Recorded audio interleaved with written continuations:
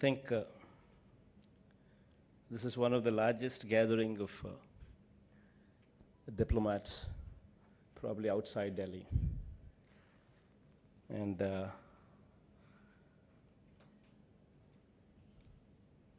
excellencies, the ambassadors, the high commissioners, consular generals, and other distinguished dignitaries from across the world. Representatives from Mongolia, Australia, Austria, Bangladesh, Bulgaria, Canada, Egypt, Estonia, Georgia, Indonesia, Japan, and the list goes on.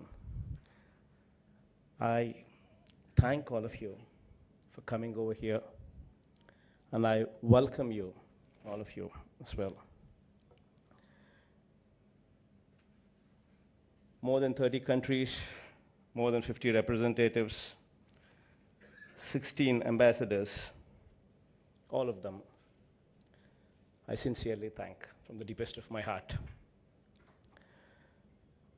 Today, I think this is one of the one of the unique initiative what is being started over here, and the sincere thanks to central government for actually coming forward to make this a reality. I think all of you here are already aware of the state's background. I would not say that, we are a very developed state, we have everything on a platter. I wouldn't say that. We are a port state, there's no denial of that. We don't have a tier 1 city like Hyderabad or a Bangalore or a Chennai. I wouldn't deny that as well. But we have our inherent strengths. We have 975 kilometers of coastline. We have four ports, 6 airports. To begin with, this is our strength. And above all, adding to our strength, I'd like to speak a few words about the governance. One very important thing what attracts investment is how stable the government is. And I can take pride in telling you that an overwhelming mandate was given to us. We have, out of 175 MLAs, constituencies, we've scored 86% of the seats, 151 plus seats. And as far as the parliamentarians are concerned, we're also proud to say that we are the 4th largest party in the country, in number of parliament seats. And we're also proud to say that we share a phenomenal good relationships with the central government, and as well as the neighboring Telugu state of Telangana as well. Not to ignore Tamil Nadu, the adjoining state as well, and Karnataka as well. So the ties with the neighboring states are phenomenal. Central government support is there. There's an overwhelming mandate in our favor. This could also add to our strength when we market ourselves to the outside world.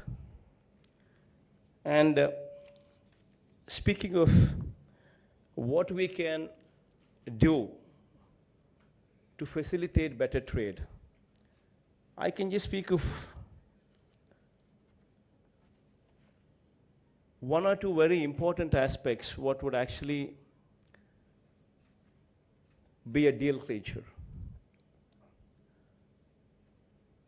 Today, most of the governments suffer in providing corrupt-free government, in providing transparent policies. This I take pride to say that our government here is committed to providing corrupt-free government, a transparent policy in place, a fair policy what is very important to attract investment. This is very, very important, and, uh, and I think we will stand as a role model in delivering these commodities. We recently passed an enactment in the assembly, in the just concluded assembly,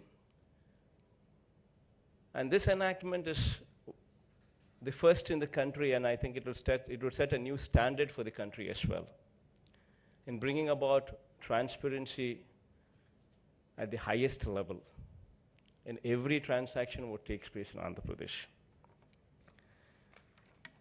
And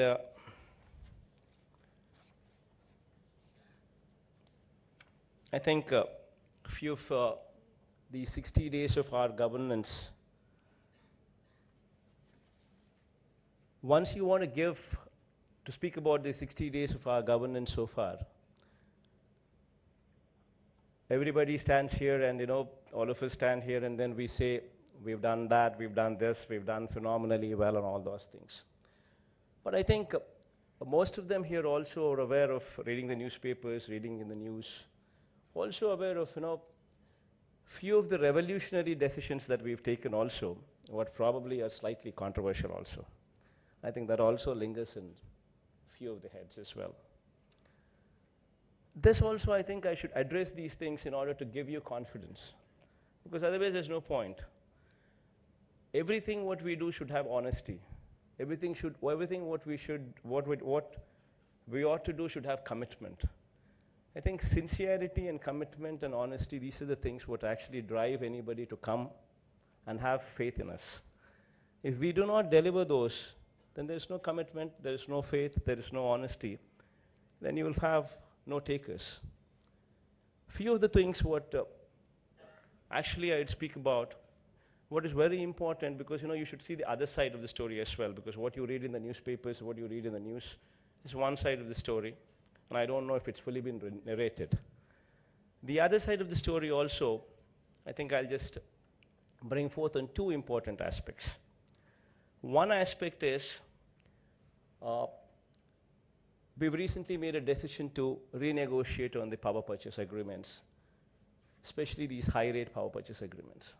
It's probably slightly controversial when it comes to speaking of a state to do something like that. But I'd just like to draw your attention to one simple aspect. What is the point in having a power purchase agreement if the discoms are not in a position to pay your bills? By the time I got into the Chief Minister's post 2 months before, it's only been 2 months since I got into this seat, into this place that I am in. And by the time I had come here and I had taken a review of the discoms, the electricity position there, the discom's position, the officers told me that we had 20,000 crores of arrears. 20,000 crores of pending bills, arrears. The government was not paying bills for the past one year to 1.5 years. Then what is the point in having these PPAs? Will it add any value? Number one, it doesn't add any value. The discoms are already crumbling. So what do we do? If we are to be sincere about our cause, if we are to do something about it, we need to do something about it, even though they are slightly controversial. So what we did was, we need to give a win-win formula for everybody. We are trying to renegotiate. I do agree that there are international communities there are banks there, and we need to give them confidence as well while we renegotiate. So we're coming out with a win-win formula policy as well, where we're bringing them to reality, saying that discoms do not work like that, cannot function like this when the revenues are lower and cost of procurement is far higher. Then no discom can ever function. And the only way we can do this is to bring a sustainable model where the rates come down, where probably investment could be treated as debt with a soft loan. These kind of innovative policies, if we don't come out with, there'll be nothing left of us to offer anybody anything. And also another important thing is, most of these subsidies, most of the income what comes to us comes from the industrial sector, because these are the people who actually pay up. We have a lot of cross-subsidy, what I think any government probably anywhere in the world would do to the farming community and to the other sectors. So these sectors do not pay much. They just cross-subsidy. The sectors what pay are the industry. And if our cost of procurement is high, then what do? We mark up something on that and then we sell to the industry. And if the industrial tariff is high, then how do we make ourselves competitive? How do we attract investments? So it's got to be a bold decision taken somewhere along the line where honesty is required, commitment is required, and sincerity is required. And that's what we did. This is the other side of our one of the controversial decisions what we took. Then there's another policy also, what might actually raise a few concerns if the full version of the story is not told to. And that is, we recently enacted 75% local reservations. This is also one, it all depends on how you look at it. When we speak of America also today, we have a situation there in America where the governments there also is talking about local jobs. This is the situation what is prevalent all over the world. And today, any industry what comes up anywhere, it adds to pollution, whether it is small quantum or whether the quantum is large. It all depends on the factory that's coming up. But every industry, every factory what comes up adds a little bit to the pollution. And why would anybody give lands to them willingly if they have no hope of getting a job? But this is something what one should actually look at it in a very proactive way, that this is pro-industry. We need to give people hope that we welcome industry. Why would anybody welcome industry? When there is hope that you will get a job somewhere in that industry, that factory, that people would actually start welcoming that industry. People would actually want the factories to come, want the industries to come. So this should be treated as a proactive step, wherein we would actually welcome. Then the other issue is, what about the talent? What about the skills? That would probably be one of the questions what anybody would ask. And here we have a clear-cut policy in place. Before the industry is set up, before the groundbreaking ceremony takes place, you give us the list of what is the qualification that you're looking at. And once we have a list of your qualification, we will work with you together in developing that skill. We will make every parliament one particular segment. And in that every parliament, we will adopt one engineering college there, and we will set up an office there, skill development center there. And we will actively participate with you, work with you, to actually develop these skills.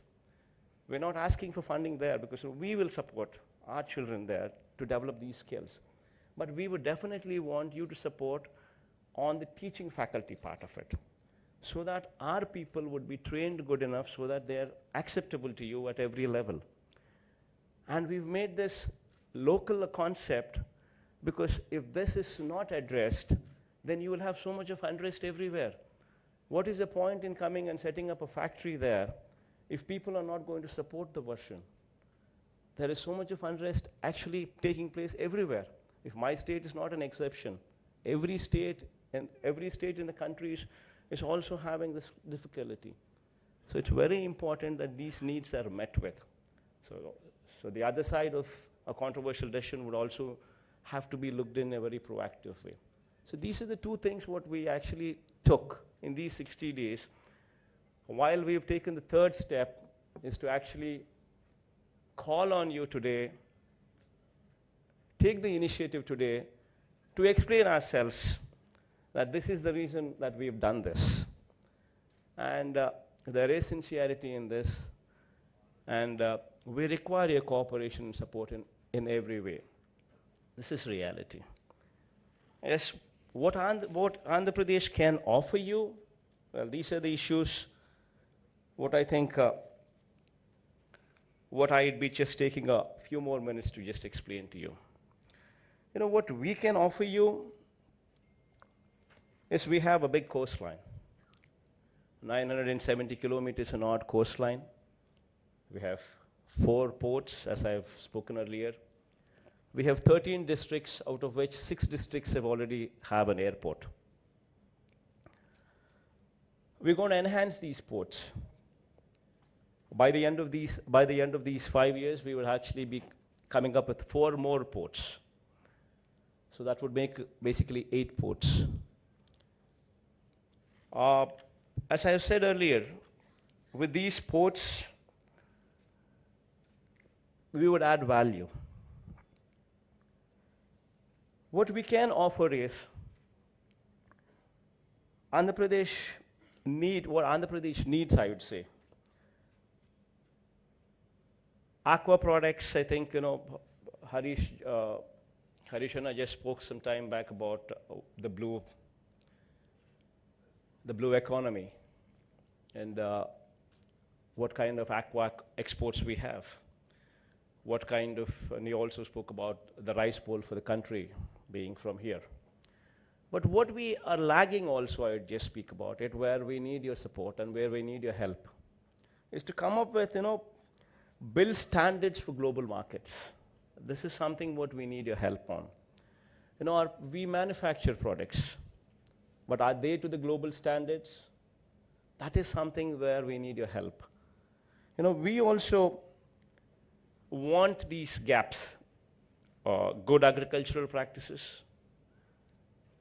the global standards. These global standards, both in aqua as well as agriculture sector, we require your help to come forward. We would work together so that our standards improve, so that we are globally competitive as well. So that, we help each other in a big way, be it agriculture, be it the marine part of it. Productivity is one other area where we have ample land. But I was just discussing with Harish the other day, and these are the things what needs improvement.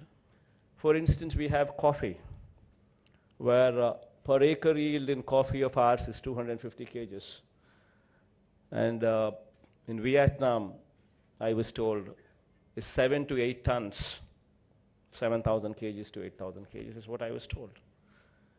These kind of innovative practices to improve productivity and yield, this would be something what we would also love to collaborate on. And then we have opportunities exist in seaports, investment could be sought. Airports, investment could be sought. Refineries, investments could be sought. Steel projects, investment could be sought. And water management investment could be sought. Mobilization of financial resources for the state would be one important area where we could come along in a very big way. Projects such as interlinking of rivers. We have a situation where we are the fag end state, we are the tail end state. So we have a situation where interlinking of rivers is a very essential part to stabilize this agrarian economy. We have a situation where we need your help there to interlink Godavari to Krishna, to stabilize the water needs there, where both of us can come together in a very big way. We need clean drinking water, where both of us can come together in a very big way. We're also wanting to bring about green revolution, where we want to actually scrap the diesel buses, the public transport system of diesel, and get into electrical buses in a very big way. So this could also be an opportunity where both of us, all of us could come together in a very big way. Food processing, research universities, airports and seaports I've just mentioned earlier. Metro rail also in Visakhapatnam is something what is being seriously contemplated. That could also be an area where we could come, where we could work together in a very big way. Of course, Vijayawada and Guntur also, metro rail also, is a proposal that we have in mind. And also support for our innovative welfare schemes. You know, what we are contemplating, you know, people of the state have given this kind of mandate, what was never experienced in our state. And to be very sincere, this kind of mandate has come because people's expectations are so high. And we have a situation where we need a lot of welfare schemes to also go by. Because, you know, our illiteracy rate, if you were to speak about, if country's illiteracy rate is 26%, our illiteracy rate is 33%. If gross enrollment ratio is to be spoken about, gross enrollment ratio is 18 years to 23 years, children who are being enrolled into the colleges, enrolled into the universities, into the colleges. If those rates were to be spoken about, and we usually compare our economy with BRICS, if that were to be compared, Russia would speak about an enrollment, gross enrollment ratio of 81%, China would speak about 48%, Brazil would speak about 50%, whereas our enrollment ratio is only 25%. So these are the areas where, you know, we could actually work together in a very big way in improving our society, in bringing into focus, as I've recently spoken about, agrarian situation. We are basically an agrarian community with 62% of our population totally dependent only on agriculture, where there are a lot of good schemes that the state government is thought about to improve the life situation of the farmers, of the ryots, where help would be solicited. A modernization of schools, modernization of hospitals, to everything else, where countries who could play a big role in coming together to help us in a very big way. So all these opportunities, all these things what I think I've spoken in depth.